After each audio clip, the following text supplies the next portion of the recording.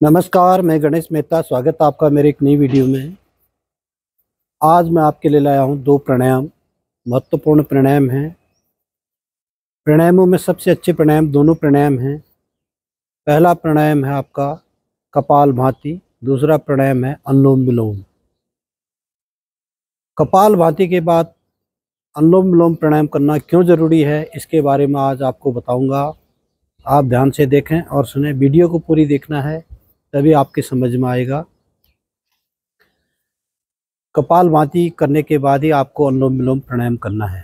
कपालभाति गर्म तासीर का प्राणायाम है और अनुलोम विलोम जो है वो ठंडा और हमारे टेम्परेचर को बैलेंस रखता है, इसीलिए उसको बाद में किया जाता है।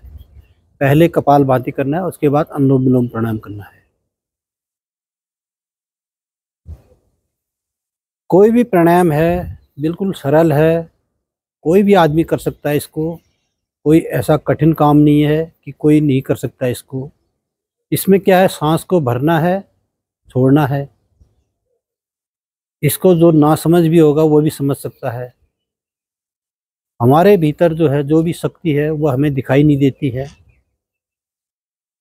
और प्राणायाम के द्वारा ही जो है आपको पता चलेगा कि मेरे अंदर क्या चीज़ है, क्या नॉलेज है, क्या ताकत है। जो भी हमारे अंदर भगवान का दिया हुआ जो रूप है, जो हमारा शरीर एक पिंड के रूप में है, इसके बारे में सब पता चल जाएगा आपको प्राणायाम करने से।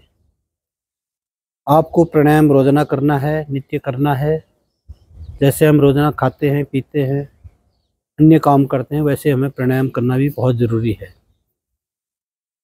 अपने शरीर को फिट रखने के लिए और अपने दिमाग को सही रखने के लिए हमें प्राणायाम करना अति आवश्यक है। अगर आपके पास टाइम है तो आप पांचों प्राणायामों का पैकेज है, इसको पूरा करें। अगर नहीं है फिर भी आप कपालभाति और अनुलोम विलोम प्राणायाम तो बहुत ही ज़रूरी है। इन दो प्राणायामों को ज़रूरी करना चाहिए। ज़्यादा देर न करें। सबसे पहले तो आप किसी स्वच्छ साफ जगह पर आप सुखासन में बैठ जाएं, लाथी मार करके, जैसे कि मैं बैठा हूँ। ध्यान मुद्रा, ज्ञान मुद्रा लगाएं। ध्यान मुद्रा, ज्ञान मुद्रा इसको बोलते हैं। ये अंगूठे से पहली अंगुली को प्रेस करें और तीनों अंगुलियों को सीधी रखें। कमर सीधी करना है, गर्दन सीधी करना है। सबसे पहला प्राणायाम है आपका कपालभाति। सांस को झटके से बाहर निकालना है, मुंह को बंद रखना है, सांस को जो है नाक से ही बाहर को निकालना है। आप इस प्राणायाम को 5 मिनट कम से कम करें। आइए शुरू करते हैं।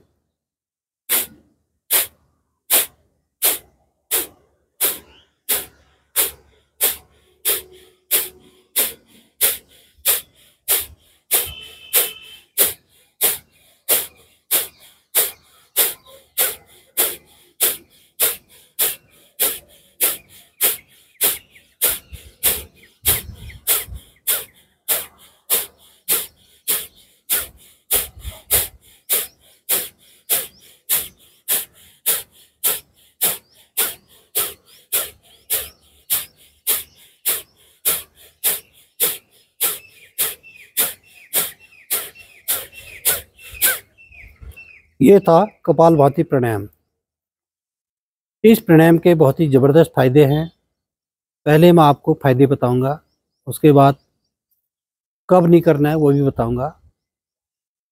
सबसे पहले तो इस प्राणायाम के फायदे जो है, हमारे ऑर्गन जो है पेट के अंदर, जो हमारे कलपुर्जे हैं, यानी कि उसी भाषा में बोलूँगा मैं। जैसे हमारा किडनी है, लीवर है, हार्ट है, डायफ्राम है, छोटी आंत है, बड़ी आंत है, जो भी ये ऑर्गन होते हैं हमारे पेट के अंदर, इनकी एक मसाज होती है, इनकी एक एक्सरसाइज होती है, और ये हेल्दी रहते हैं, सुचारू रूप से काम करते हैं। इस प्राणायाम से जो है हमारे किडनी में स्टोन बनता है, जो स्टोन को रोकता है ये।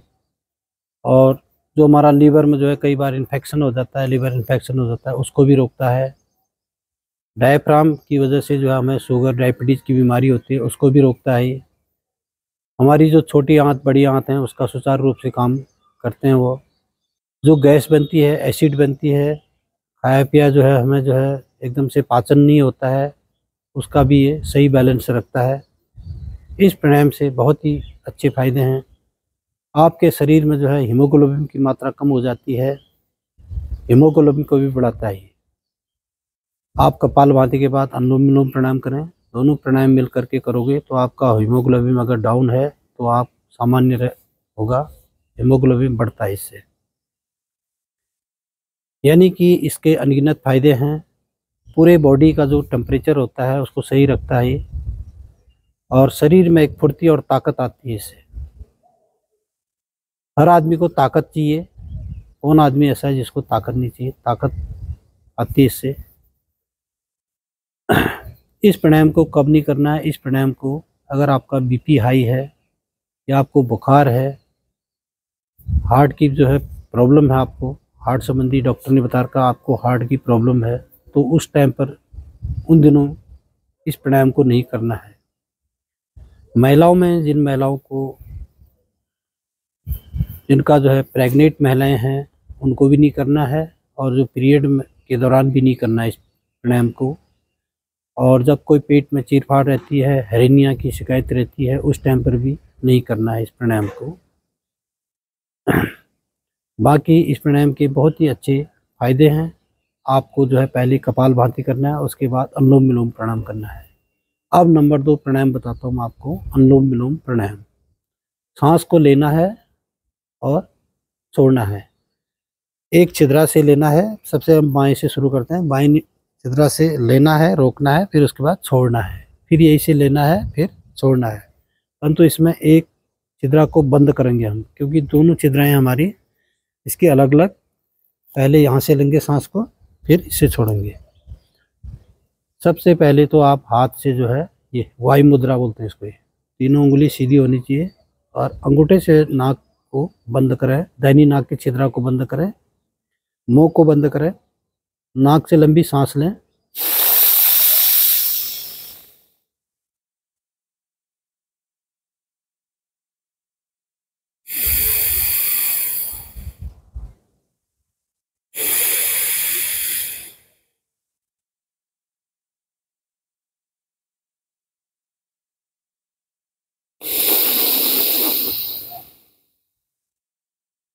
आपने सांस को लिया, रोका, फिर उसके बाद छोड़ा, फिर इसी से लिया, फिर रोको, फिर छोड़ो, फिर इससे लो, रोको, फिर छोड़ो। अब मैं आपको एक नमूना और बताता हूँ। ये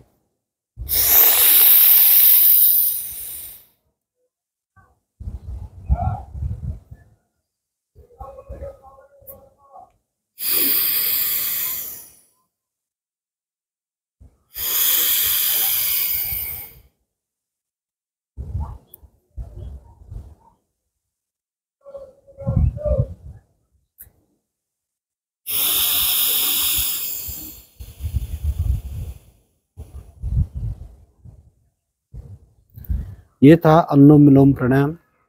वीडियो लंबी हो जाती है, आपको मैंने नमूना दे दिया। इस प्राणायाम को भी आप 5 मिनट 10 मिनट आराम से कर सकते हैं।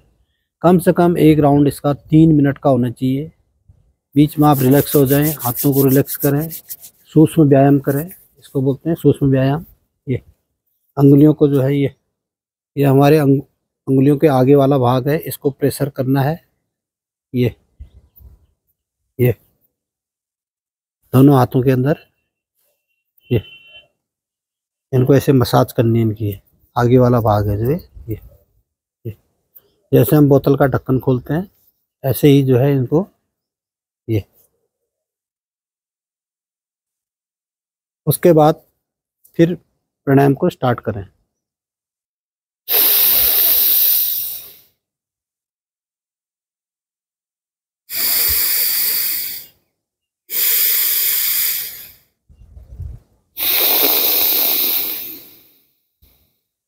भाई नॉर्मल चीज़ है, आप इसको जो है आराम से कर सकते हैं। इसको 5 साल के बच्चे से लेकर के बुजुर्ग आदमी तक जो है आराम से, जो चल फिर नहीं पाते हैं वो लोग भी आराम से कर सकते हैं।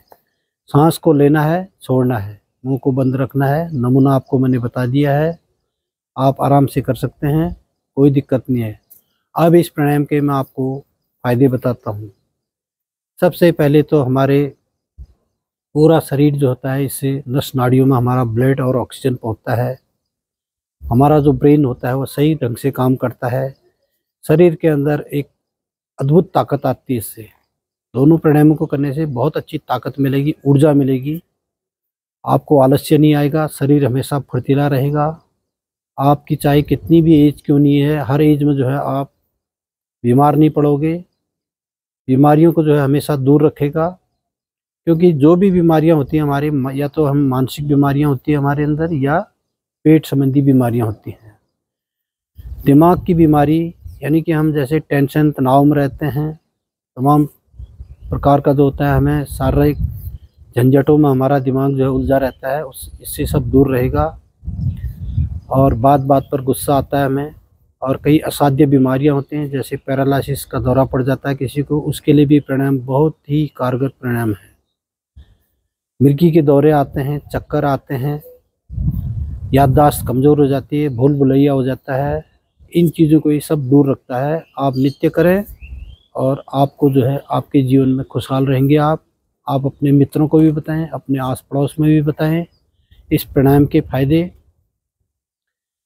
इस प्राणायाम का कोई भी साइड इफ़ेक्ट नहीं है, सिर्फ इतना है कि आप खाना खाने के आधा घंटे बाद कर सकते हैं। भरा हुआ पेट नहीं होना चाहिए। आप कहीं पर सफ़र कर रहे हैं, सफ़र के दौरान भी अगर गाड़ी का हॉल्ट हो गया, वहाँ पर भी आप सीट में बैठे बैठे अनुलोम विलोम प्राणायाम कर सकते हैं। जो विद्यार्थी परीक्षा देने के लिए जाते हैं, इंटरव्यू देने के लिए जाते हैं, उनको जो है इस प्राणायाम को सुबह सवेरे ज़रूर करके जाएं। उस दिन आपको जो है बहुत ही अच्छा फ़ायदा मिलेगा। पहली बात तो इसको जीवन का मैंने बता दिया, हिस्सा ही बढ़ाना है, बताना, हिस्सा जो है हिस्सा बनाना है, और इस प्राणायाम को ज़रूर करना है। अनुलोम विलोम प्राणायाम जो है प्राणायामों का राजा है। कपालभाति के बाद अनुलोम विलोम करना है, क्योंकि हमारे बॉडी का जो टेम्परेचर होता है उसको बैलेंस करता है। खाली आपने कपालभाति कर दी तो आपका क्या होगा, बीपी हाई हो जाएगा, आपको जो है एकदम से गुस्सा आने लग जाएगा, शरीर में गर्मी बढ़ जाएगी, पेट में कब्ज की शिकायत हो जाएगी, क्योंकि इतनी गर्मी हो जाती है कि पेट में जो मल होता है हमारा उसको सुखा देता है।